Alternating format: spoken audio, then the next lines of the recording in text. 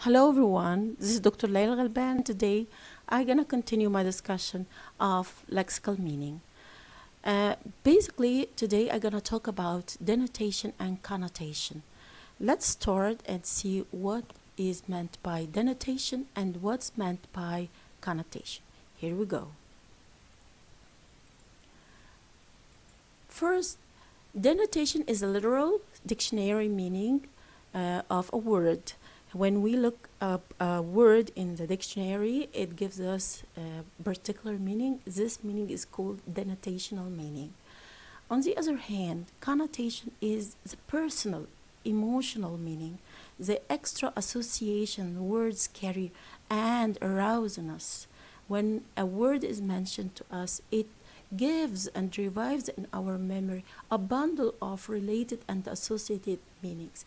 These associative meanings are called connotations. When words carry such connotations, they are called loaded words, and they have very powerful emotional and social and cultural impact. These connotations take different form. They can come in the form of metaphors. For example, the word white can revive a word, an association such as purity. Also, they can come in the form of idioms. For example, the word diamond can revive in our minds an idiom such as women's best friend. Denotations, as I told you, are very personal, and they are determined by a number of factors. One of them is the psychological state of the individuals, whether they are angry, relaxed. The second factor is the personality traits of the people. People who are dreamy and reflective are supposed to be very productive in connotation and in giving words which are really loaded with meanings and connotations. Let's take an example. Denotation of the word cat. You will find this is the meaning given to us by the dictionary, and as you see, it reads a small domesticated mammal with soft fur. This is a meaning given to us by the dictionary, and this is called denotation. Let's talk about the connotations, the loaded meanings associated with the word cat. We find that cat can have vicious and unfavorable social connotations, and also can be used to refer to women in a very dehumanized way. We have also a fat cat, which refers to someone who is wealthy and self-satisfied. And we have so many words and meanings associated with the word cat. The word cat can refer to women in general, and can refer to girls, beautiful girls. The word carries associative meanings which are favorable socially and sometimes unfavorable also socially. What are the or what characterizes the words that are not loaded? Not every word could be loaded with connotations and extra associations and so on. Among the words which usually do not have such strong associations and connotations are, number one, grammatical words, such as articles, prepositions, conjunctions, and so on, because they are functional words. They are not content words, so it's very unlikely to have loaded meanings. The second category are words that are highly specialized and technical words in different fields and sciences and disciplines and so on, such as quantum theory, photosynthesis, and so on. I don't think that these words have connotations or overloaded meanings. Number three, classification terms called hypernyms, words which, as we see here, that come at the top of hierarchy.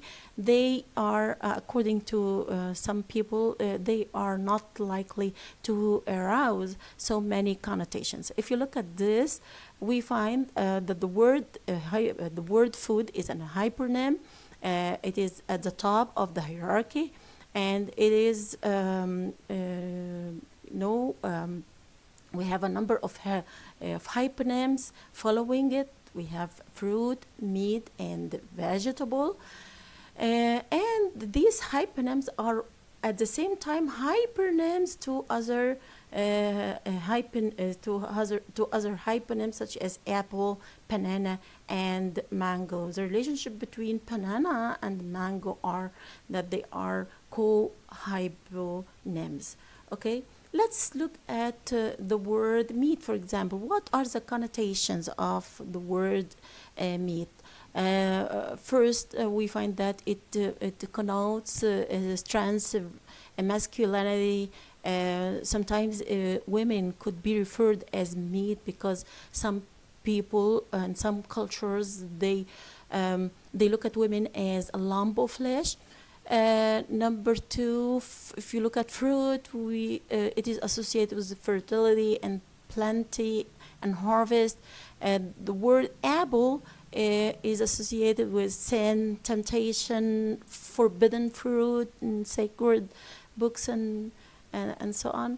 The word mango, the tree itself is a symbol of love, wealth, fertility, and immortality. A vegetable, unfortunately, vegetable has this word has unfavorable associations because it can be used as an abusive word to refer to people who are terminally ill, unfortunately. And if you look for the connotations of these words and every other word, you will find that every one of them has a number of connotations, which may differ from one person to another person and also from one culture to another culture. Okay, here we have a table that goes back to a study I conducted almost 15 years ago about word associations and the connotations that Egyptian students learning English use and those which are used by native speakers.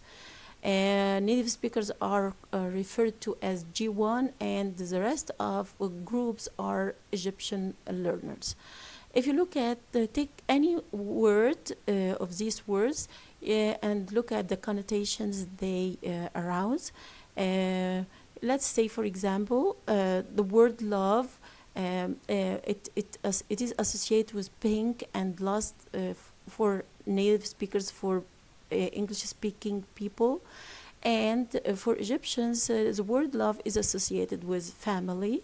A family is one of the connotations of love. If you take the word rich, it is associated with selfishness and corruption and greed for native speakers, and for Egyptians, it is associated with money. Mother is associated with love across cultures, and for let's also talk about certificate. It is associated with job and for all cultures and for all groups. Also, friend is associated with help, advice, and trust for all groups. So sometimes connotations are universal and they are cross-cultural, and sometimes they are culture-specific. You can find them in one culture or one subculture, and so on. Let's take another word. For example, the word black is associated with death for all groups. The word green is associated, or eyes is associated with green for Egyptians and blue for British people, and so on. This is a table that illustrates the main findings of my study, and it demonstrates very clearly that connotations and word associations are really sometimes universal and sometimes cultural based. Here we have two passages I have given you to think about and locate the words which evoke most connotations. Let's read. This loneliness is a vice of my heart. Squeezing with just enough pressure to be a constant pain. It kills me every day just a little about. Taking what was once my inner light and replacing it with the darkness that overshadows each moment. It's the fuel of my nightmares, the reason I struggle to breathe when a new shock comes. Where is the limit? When comes the point at which dogs are called off and the help begins? Because I need to know. I really need to know. This is a passage, and also I call upon you to read the second passage. Let me talk about this. We find that most of the words here are abstract words, and especially nouns. So we have loneliness, and you see the vice, a vice on my heart. This is a metaphor. Look at how this word really arouses so many strong feelings. Squeezing with just enough pressure. Looking at loneliness as an enemy, as someone who is squeezing a person, and someone who's pushing him so hard and causing a constant pain. It kills me every day. It is loneliness is being portrayed as a killer, as an enemy, and taking the inner light and replacing it with darkness, vicious enemy that's depriving us of every form of light and the mental peace and peace of mind. It fuels my nightmares. Look at this, and how it is a very beautiful expression.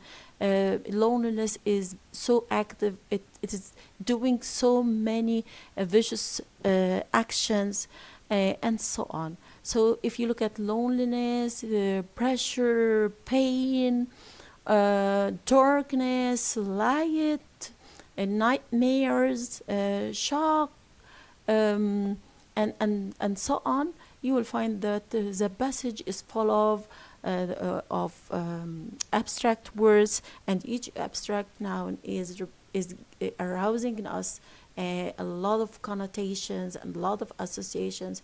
And I'm sure that if I give this passage to 2 people or 3 people or 4 people, etc., every one of them will read it in a particular way. And here is the beauty of reading and the beauty of connotation, being so personal and so emotional and so related to everyone's experience in life. Let me finish with this exercise. I ask you to try it.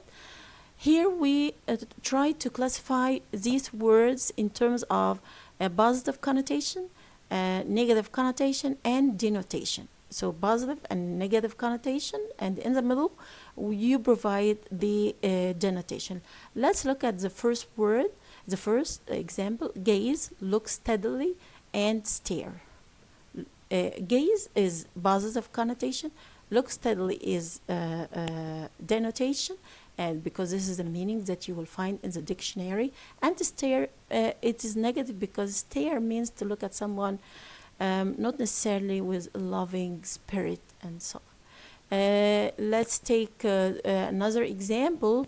If you look at slim and skinny and less than average build, less than average build, this is a dictionary meaning, so it's a denotation. Slim is the positive meaning, and or gives a positive meaning, and skinny gives a negative meaning and negative connotation. If you look at the word young man or young age and useful and immature, you'll find young age is the denotation, and useful is the positive connotation, and immature, of course, gives negative connotation, and so on. So every example of these examples have different different aspects of meaning, and I call upon you to look at them and to try to complete this table. Finally, let me finish with a task. I give it to you to try at home. It's provide the denotations and connotations of the following words. COVID-19, this is a pandemic that is taking the world by storm and pushing people to live in lockdown, and it's really making a quake in our life, very, very unprecedented changes in our life. Second is Ramadan. This is the month that we wait for throughout the year. It's the month where we get our souls being oxygenated and get some sort of nourishment. Career, how do you see your career, your future? Family, how do you see your family? What is a denotation or denotational meaning of family, and what are the connotations that are brought to your mind when this word is mentioned? Friendship, femininity, and also masculinity. These are terms which are very vogue these days. We want to hear from you and see what are their connotations and denotations. With this, I come to the end of my lecture. Thank you